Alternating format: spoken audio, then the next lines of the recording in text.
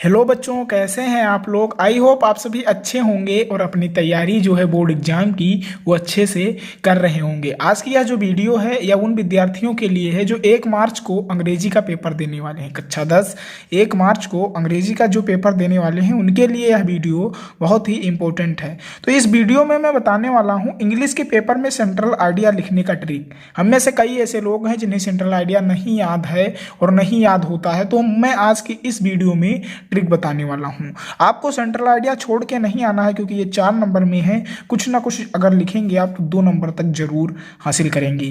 तो आपको क्या करना है, इस वीडियो को पूरा देखकर समझ लेना है। तो इस वीडियो में मैं बताने वाला हूं सेंट्रल आइडिया कैसे लिखा जाता है और साथ में ये भी बताऊंगा कि 3 इंपॉर्टेंट सेंट्रल आइडिया बताने वाला हूं जो बहुत ही इंपॉर्टेंट है। अगर आप उन्हें तैयार करते हैं तो उन तीनों में से ही सेंट्रल आइडिया आपके एग्जाम में पूछा जाएगा, इससे बाहर सेंट्रल आइडिया नहीं आएगा। तो इस वीडियो को पूरा देखकर आप समझ लें। अगर चैनल पर नए आए हैं तो चैनल को सब्सक्राइब करना ना भूलें, क्योंकि यहाँ पे क्लास 10th हिंदी मीडियम के छात्रों की जो तैयारी है वह ऑल सब्जेक्ट की कराई जाती है। तो आइए देखते हैं जो सबसे पहले 3 इंपॉर्टेंट सेंट्रल आइडिया हैं वो कौन कौन से हैं।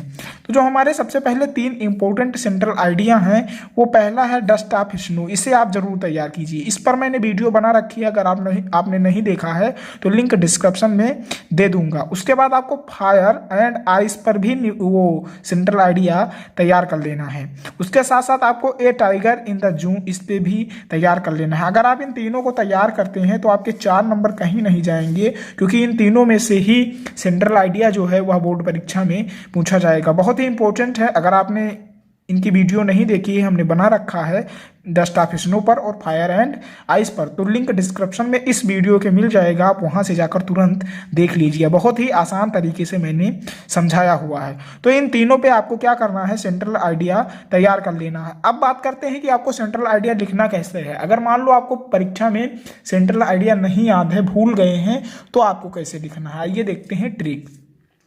आपको क्या करना है, जिस भी क्वेश्चन में सेंट्रल आइडिया पूछा गया है उसका आपको आंसर नंबर डालना है। मान लो कोई आंसर नंबर 1 में पूछा गया है तो 1 डाल लेंगे, जिस भी आंसर में पूछा गया है। उसके बाद आपको जिस भी क्या कहते हैं पोयम का सेंट्रल आइडिया लिखना है उसका नाम डाल देना है। मैं डस्ट ऑफ स्नो पे बता रहा हूं, तो आपको जैसे मान लो डस्ट ऑफ स्नो पे पूछा गया है और आपको नहीं याद है तो आप डस्ट ऑफ स्नो लिख दें। उसके बाद आपको सेंट्रल आइडिया हेडिंग डालनी है। अब आपको क्या लिखना है ये ध्यान से समझिएगा, यहीं पे मेन पॉइंट है। आपको क्या लिखना है, इतना आपको याद करना पड़ेगा। ये 2 लाइन लिखी हुई हैं, इनको आपको याद करना पड़ेगा। क्या लिखेंगे आप, द पोयम, सबसे पहले लिखेंगे द पोयम। उसके बाद ब्रैकेट में जिस भी पोयम का लिख रहे हैं सेंट्रल आइडिया आप उसको लिखेंगे डस्ट ऑफ स्नो, ब्रैकेट खुला करके बंद कर देंगे। इस प्रकार आपको the poem dust of snow लिखना है। उसके बाद लिखेंगे कंपोस्ट। कंपोस्ट में रचित है बाय रॉबर्ट फ्रॉस्ट, लेखक का नाम लिख देंगे। आपको एक काम करना होगा कि इन तीनों poem dust of snow, fire and ice, a tiger in the zoo, इन तीनों के आपको पोयम के जो राइटर हैं, रचयिता हैं, उनके नाम आपको याद कर लेना है। तो जो डस्ट ऑफ स्नो है उसे रॉबर्ट फ्रॉस्ट ने लिखा है, तो इस प्रकार आप लिखेंगे the poem dust of snow composed by Robert Frost. इस प्रकार अगर आप यहाँ तक लिखेंगे, उसके बाद क्या लिखेंगे, इज है, ये जो पोयम है वो है ए सिंपल, एक साधारण, एंड ए साल्ट, और साल्ट ब्यूटीफुल पोयम है। इस प्रकार आपको इतना लिख देना है। अगर आप इतना लिखते हैं तो एग्जामिनर ज्यादातर पहली और दूसरी लाइन ही देखता है।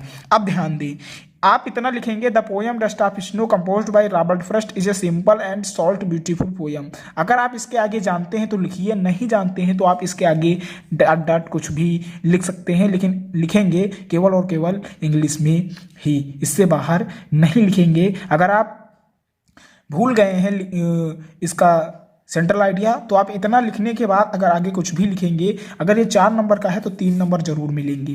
ट्रस्ट मी, 3 नंबर मिलेंगे। इसी फॉर्मेट में लिखा जाता है सेंट्रल आइडिया, विश्वास कीजिए। ये जो मैंने ट्रिक बताई है बहुत ही इंपॉर्टेंट है। अगर आप इतना लिखते हैं, कोई भी पोयम हो, अभी यहाँ पे फायर एंड आइस हो तो the poem fire and ice composed by, जो भी उसके लेखक हैं उसको लिख देंगे। उसके बाद लिख देंगे is a simple and salt beautiful poem. उसके बाद आप कुछ भी लिख सकते हैं इंग्लिश में।